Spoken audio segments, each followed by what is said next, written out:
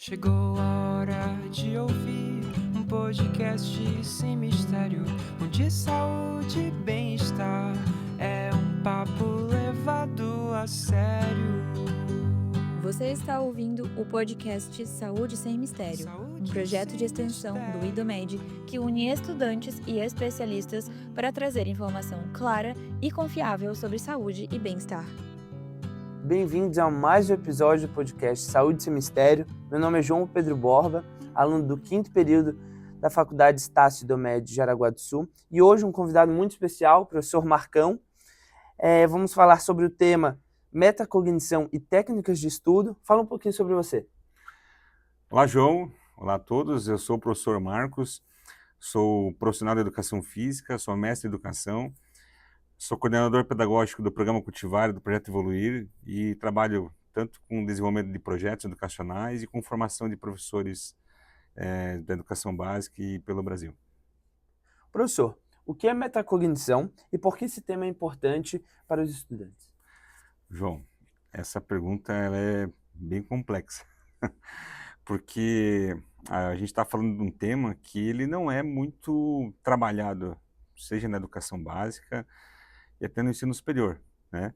Quando a gente pensa assim, o que é estudar, técnicas de estudo, você pensa na tua jornada escolar. Você chega na escola, te matriculam, de repente você começa a ter aula, de repente tem prova, começa a ter trabalho, e aí o pai e a mãe cobrando que você estude, de repente você vai acompanhando o processo, você vai para o ensino médio, vai para o ensino superior.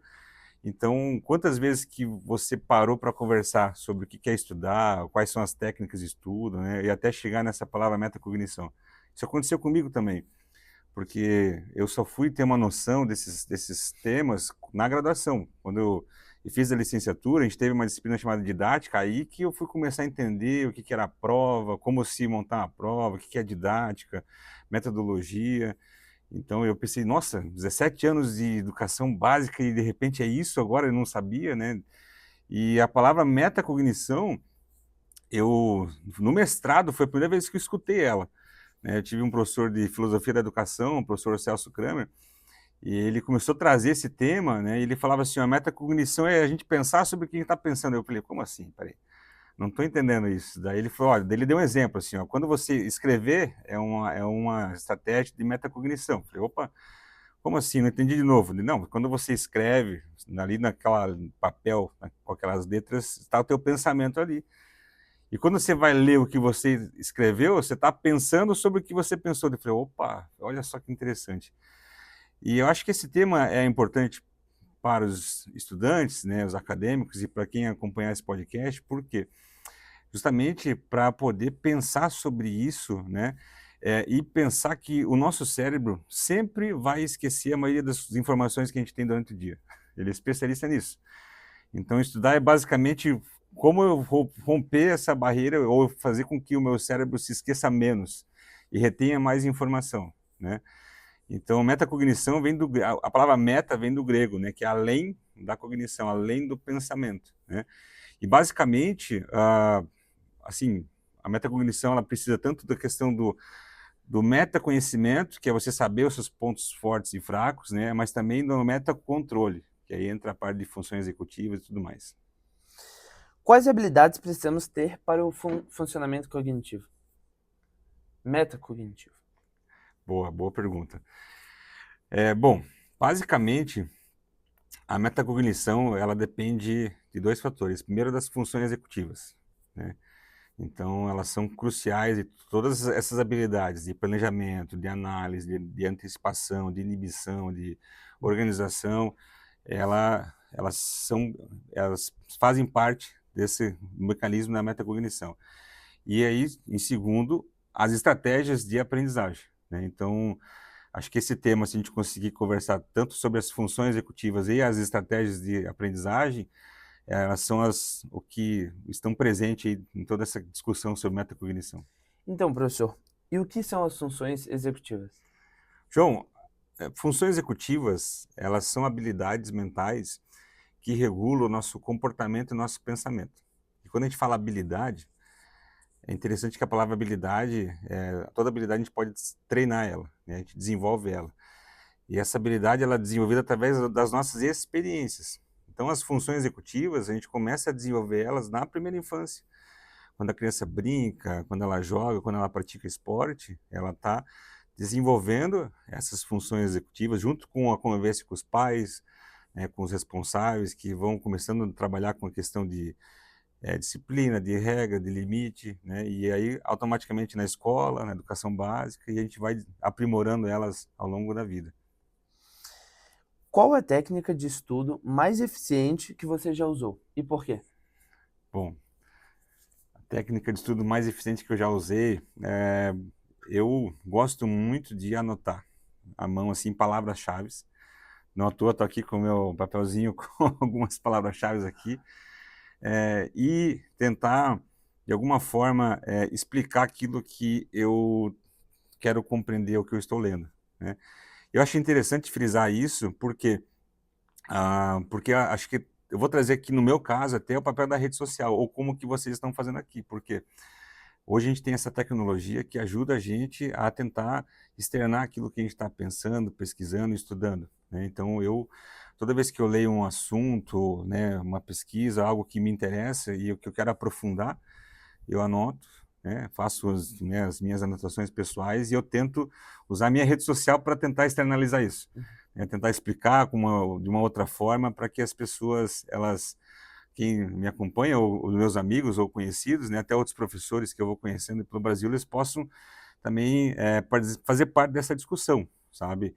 E eu acho que isso é uma pergunta bem interessante, porque ela depende muito de cada pessoa. Eu acho que aqui entra essa conexão entre metacognição e estratégias de aprendizagem. É quando você para pensar qual que é a tua melhor estratégia, né, como que você pode estudar melhor. Aqui a gente vê como que, né, está conectado com o tema metacognição, né? Então, cada um vai ter a sua forma de aprender, de estudar, mas só que tem algumas estratégias que são importantíssimas para que, de fato, a gente tenha um bom desempenho acadêmico. Professor, então, o que um estudante precisa saber antes de assistir uma aula? Bom, eu posso contar um caso sobre essa tua pergunta aí? Fique à vontade. Na graduação, dentro da disciplina de didática, né, nós começamos a ter várias formações sobre como montar uma questão, né, de uma prova.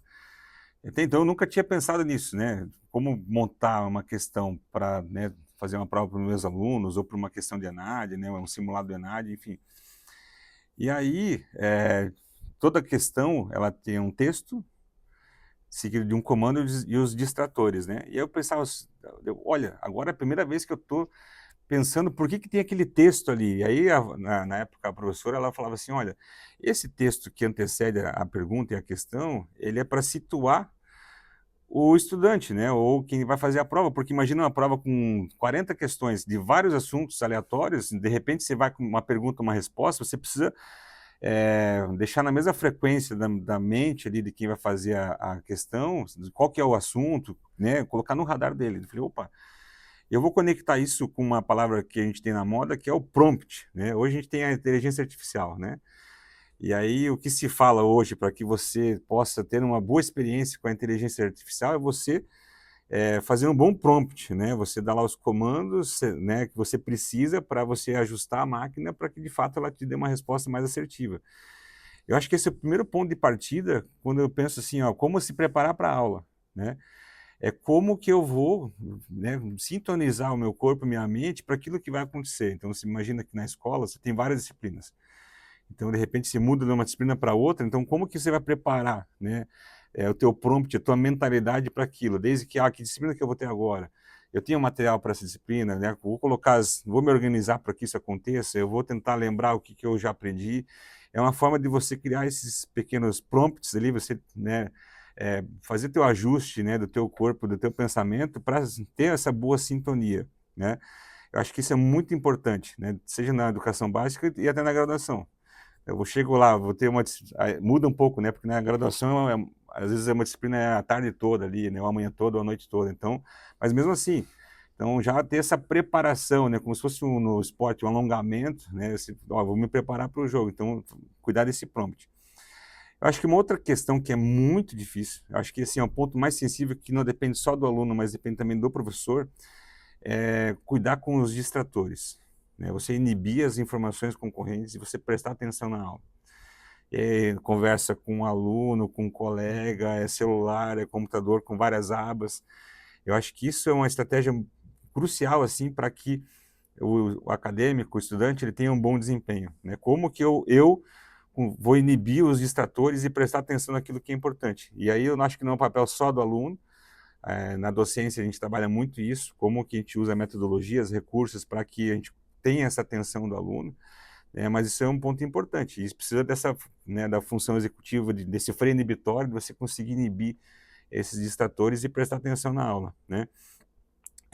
Eu acho que uma estratégia que é importante também, pensando na aula, né, como mandar bem na aula, é você sempre conectar o que você está aprendendo com outros conhecimentos que você já adquiriu, ou tentar contextualizar no teu dia a dia.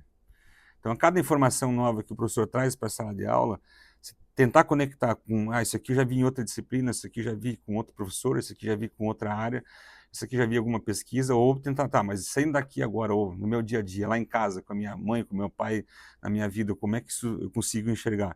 Isso é importantíssimo também para que na aula a gente tenha um bom desempenho, tá?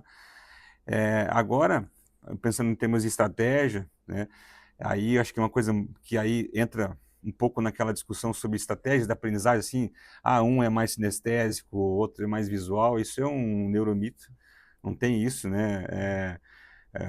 Cada um aprende de uma forma diferente, mas acho que na hora de registrar, sim, esse é um ponto crucial da aula, assim, para eu ter um bom desempenho na aula, assim, é você fazer o registro dela. E aí cada um vai ter a sua forma. Tem uns que gostam de usar marca-textos, um vai post-it, mapa conceitual, e muita gente usa o computador hoje, notebook, não sei o que você prefere, Sim. né? Mas essa parte, eu acho que ela é individual, o registro dela, né? Mas, assim, para finalizar essa pergunta, a última estratégia é revisar.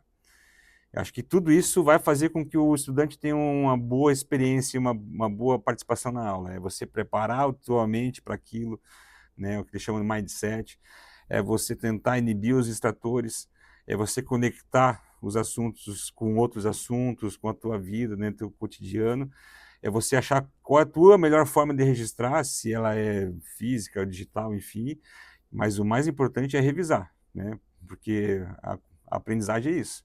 Você tem o input sensorial, você tem a informação que chega, e essa consolidação só vai vir através de você evocar essas informações e você gera novos inputs.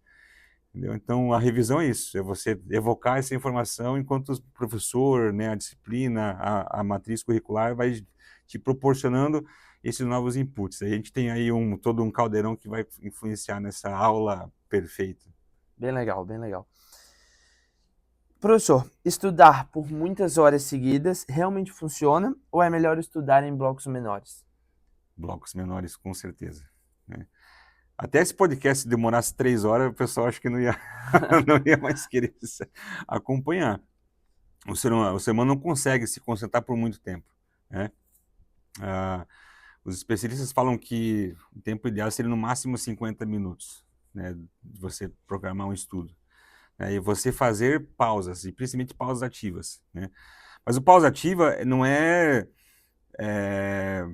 você largar ali o livro, né, o computador, e ir para o celular, e para a televisão, né? Você tem que devagar sua mente, fazer outra coisa, e de preferência corporal. Vai lavar uma louça, vai fazer uma caminhada, vai brincar com o irmão, vai, né, conversar com os pais, vai fazer qualquer outra coisa para que você de fato tenha o teu cérebro essa capacidade de se reorganizar e se preparar para depois você fazer mais uma nova sessão de estudo, né? Mas fala muito sobre pausa ativa, e a pausa ativa não é só na hora de estudar em casa, né? Aqui eu acho que eu vou direcionar a minha fala aos colegas docentes, né? Porque esse conceito de pausa ativa está se aplicando muito na educação, que é quando o professor de sala de aula, ele para a aula durante 2, 3 minutos para fazer uma conversa, um alongamento, para que os estudantes possam se levantar da cadeira, né? Você faz, né, aumenta a oxigenação sanguínea, a circulação sanguínea, você aumenta a oxigenação cerebral, você aumenta o que a gente chama de regulação tônico-postural,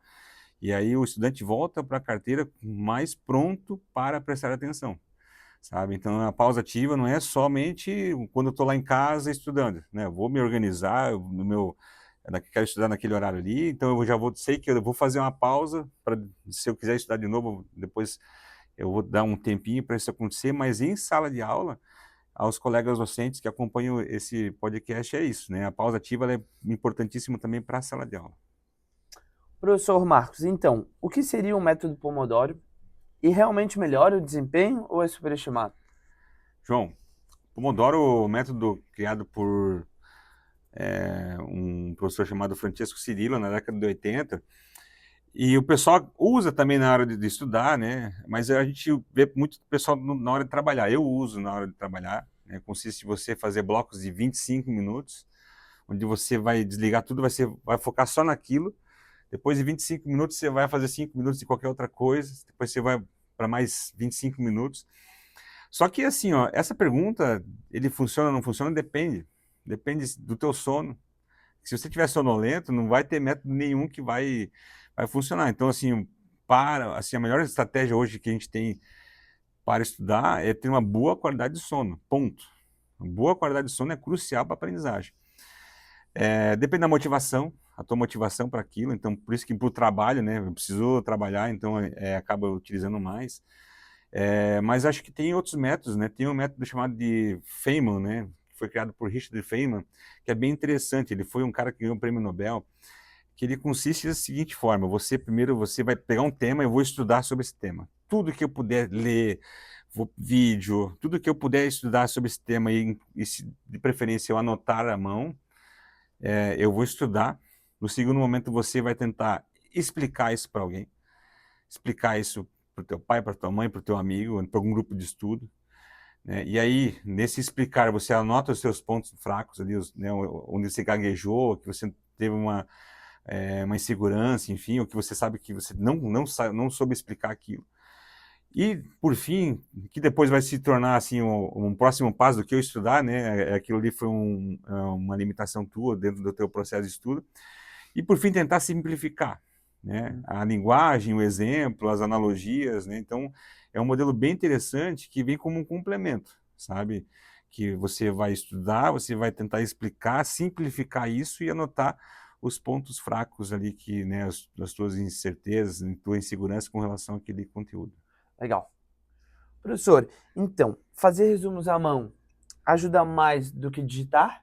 E revisar o conteúdo no mesmo dia ajuda mais na fixação?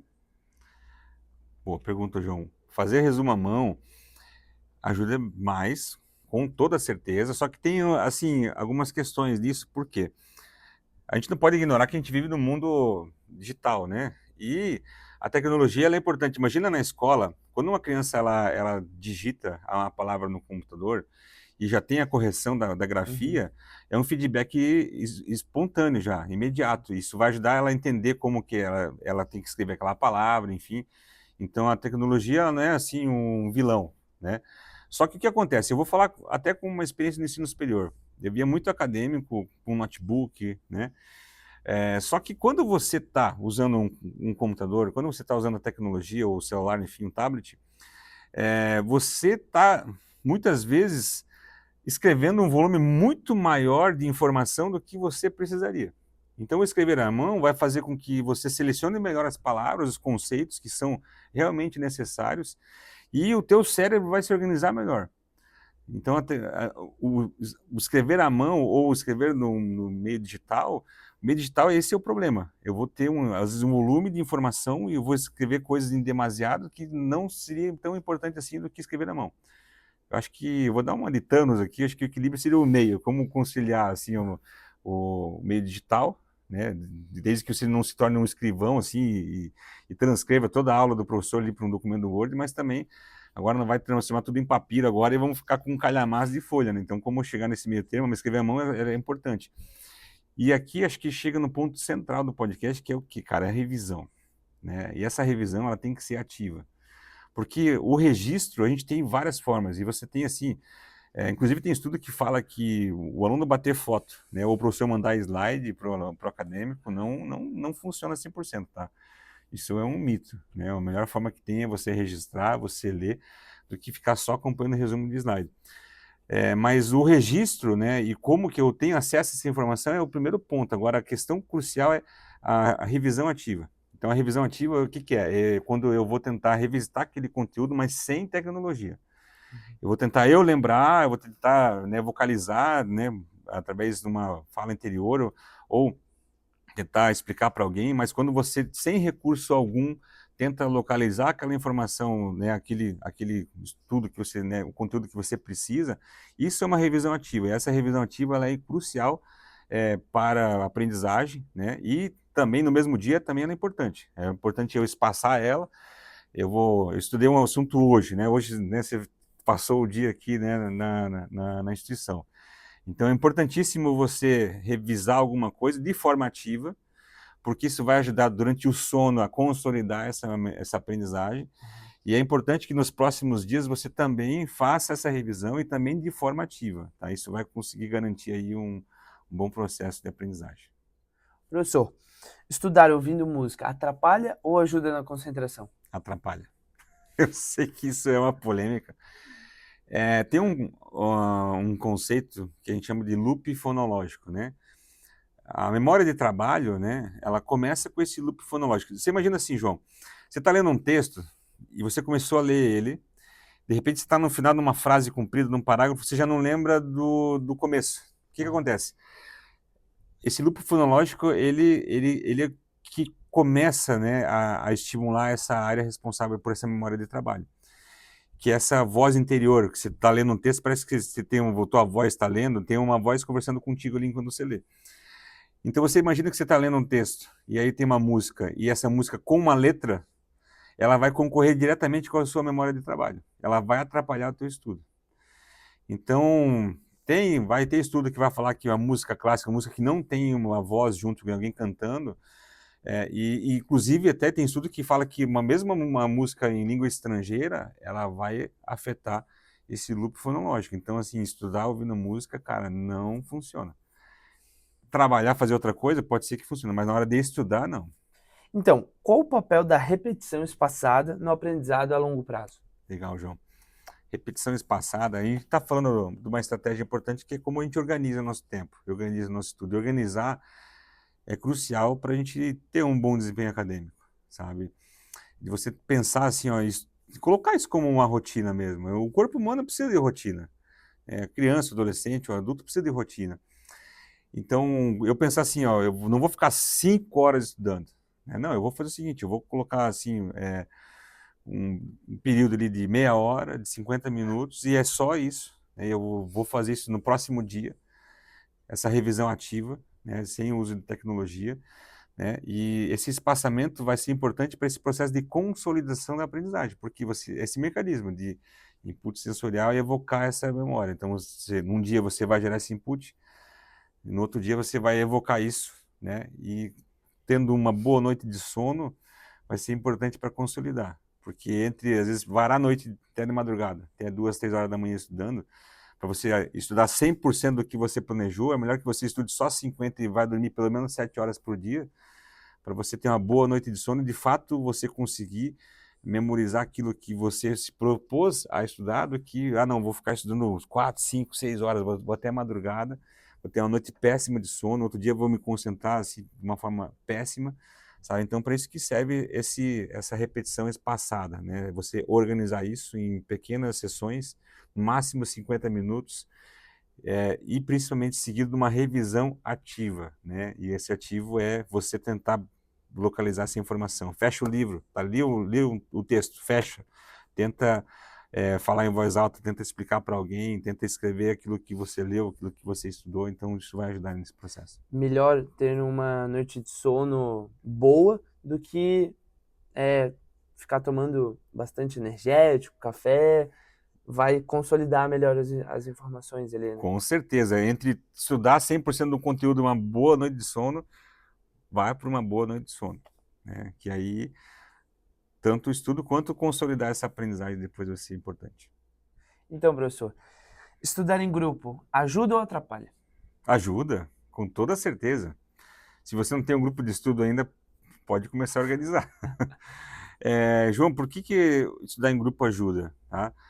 Por causa de uma dessas etapas da aprendizagem. Você, na sala de aula lá com o professor, né, você tem a matéria, você está interiorizando esses conceitos, né, você está se aprofundando, está conhecendo, está lendo, mas quando você se reúne com seus colegas, você está fazendo tudo aquilo que a gente comentou anteriormente, você está evocando essas informações. Para você estudar em grupo, você vai ter que explicar para o seu colega aquilo que você leu, né? Então você já está treinando esse estudo ativo, né, de você tentar lembrar uma informação de forma ativa e você tentar evocar essa informação, e também de você saber quais são as suas dificuldades. E eu acho que muito importante nessa pergunta é porque eu perceber que o outro também é importante para que eu aprenda. Você tem psicólogos como Uriah Bonfenbrenner, que vai falar sobre as díadas de observação primária e secundária. Você tem vários especialistas que falam que a gente aprende também com os outros, com os colegas, né? E eu acho que também vai desenvolver o que eles chamam hoje de soft skills, né? Porque lembra quando eu falo de funções executivas, que ela é importante para a aprendizagem? Então, é nesses estudos em grupos que a gente vai conseguir desenvolver essas habilidades socioemocionais, desenvolver, se organizar, porque vai ter que ter um horário, vai ter que ter regra, né? Vai ter que entender o limite do outro, a dificuldade do outro, tem que ter paciência, tem que ter resiliência, enfim. Tudo isso vai contribuir para esse processo, mas lembrando que ele é só uma etapa, né? Você tem que criar a tua rotina de estudo, você tem que cuidar desse input sensorial, de como eu vou ler, eu vou estudar. Você vai fazer um estudo com um grupo, né, para poder discutir, explicar o que você leu, e depois, num outro dia, você vai revistar essa informação, você vai revistar esse conteúdo de forma ativa, mas lembrando que ele é só uma das etapas, né? Não, ele vai resolver todos os problemas do mundo, mas ele é muito importante. Então a dica é ter um grupo de estudo. Agora, vocês têm que já ter os grupos de estudo de vocês. Eu tive isso na graduação, e principalmente a gente teve uma disciplina chamada Fisiologia do Exercício, que era extremamente difícil, muita bioquímica. Então, como é que você vai tentar entender conceitos que são complexos? E aí era isso, a gente sentava, lia, aí tentava explicar, e aí o outro colega olhava assim, o que eu tinha já de dificuldade, olha, achei assim. Então, foi muito importante, acho que na minha graduação, e acho que com certeza para vocês vai ser um diferencial. Um entende mais um pouco de um assunto, outro entende menos, e vão se ajudando ali. Exato, cara. E todo mundo vai crescendo junto, né, cara? Acho que é isso que define a educação, sabe? A educação, ela é um processo coletivo, depende do professor e dos discentes, dos alunos, né? Então, de todo mundo se ajudando. Agora vamos dar início ao bloco Mito ou Verdade. Quanto mais horas você estuda, mais você aprende. Meio mito. O importante é a qualidade. Multitarefa. Estudar e mexer no celular ao mesmo tempo não prejudica o aprendizado. Mito. Totalmente mito. Cada pessoa tem um estilo de aprendizagem único, visual, auditivo. Muito mito. Revisar várias vezes o mesmo conteúdo garante que você não vai esquecer. Verdade. Inteligência é mais importante do que disciplina, dedicação? Mito. O mais importante são as funções executivas. Estudar de última hora pode ser tão eficaz quanto estudar com antecedência? Mito. Ensinar alguém é uma das melhores formas de aprender? Verdade. Ambiente silencioso é sempre o melhor para estudar? Totalmente verdade. Anotar tudo durante a aula melhora o aprendizado? Verdade, mas o mais importante é a qualidade, aquilo que realmente importa. E por último, pausas durante o estudo atrapalham a produtividade? Mito, totalmente mito. Chegamos ao fim de mais um episódio do podcast. Muito obrigado, professor Marcão, pela nossa conversa. Acho que foi bem produtiva. Deixa uma mensagem final para os nossos ouvintes. João, primeiro eu queria agradecer vocês pelo convite e para poder conversar um pouquinho sobre o tema que eu acho que tem tão relevância. E que mensagem que eu poderia deixar para quem está assistindo é o seguinte, né? Eu acho que quando a gente pensa sobre estudar, né, ou ser estudante, que isso não seja um adjetivo, né? Mas que a gente comece a pensar como um verbo, né? Estudar como uma ação, né? O resumo de tudo que a gente falou aqui foi a ação, é ativo, né? Você querer, você se esforçar, você evocar isso. E hoje de meio-dia eu estava almoçando, né, com minha esposa, com meu filho, e a gente estava falando sobre estudo, sobre inteligência, e veio uma fala assim, que estudar é deixar a gente mais inteligente, mas eu estava pensando assim que pudesse deixar uma mensagem é que vocês nunca percam a curiosidade, sabe? Porque acho que a curiosidade é que está por trás até da própria inteligência, né? Você querer saber, né, sobre aquele assunto, sobre aquela informação, sobre aquela pessoa, sobre aquele conteúdo, né? É que essa curiosidade sempre esteja presente na jornada acadêmica de vocês, né, nos estudantes que estiverem assistindo a gente, né, que a gente não deixe morrer essa curiosidade, que tudo vem a reboque, tá bom? Legal, obrigado, tá? Para quem não nos segue ainda, estamos no Spotify, YouTube, Instagram, @podcast Saúde Sem Mistério.